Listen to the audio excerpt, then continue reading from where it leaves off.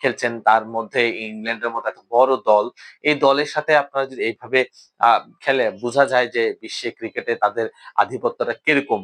যতই আমরা ইন্ডিয়াকে নিয়ে বদনাম করি বা কমিটি টিম বলি, যেটাই বলি না কেন, বাট দিন শেষে কিন্তু দলটি পারফর্ম করে। আপনি শুভমান গিলের মতো নিউ কামাররা এসেও পারফরমেন্স করে, এবং সিরাজের মতো পুরোনো প্লেয়াররা কিন্তু পারফরমেন্স করে, এবং সব দিক দিয়ে যদি আপনি চিন্তা করে দেখেন একদম টিম কম্বিনেশনটা অসাধারণ একটা কম্বিনেশন, যে কারণে তারা প্রত্যেকটা ম্যাচ বাই ম্যাচ তারা ডেভেলপ করে, এবং গৌতম গম্ভীরের মতো হেড কোচ থাকা তাদের জন্য আসলে অনেক ভাগ্যবানের ব্যাপার। কারণ গৌতম গম্ভীরের মতো কোচ আসলে সব দল পায় বলে মনে হয় না। কারণ একজন ওয়ার্ল্ড কাপ চ্যাম্পিয়ন প্লেয়ার যখন চিন্তা ভাবনা করে যে যখন ওয়ার্ল্ড কাপ জিতে ফেলে, তখন জানে যে ওয়ার্ল্ড কাপটা কিভাবে জিততে হয়, এবং সেই ইম্প্যাক্টটা কিন্তু প্লেয়ারদের মধ্যে সে দিতে পেরেছে আমি মনে করি।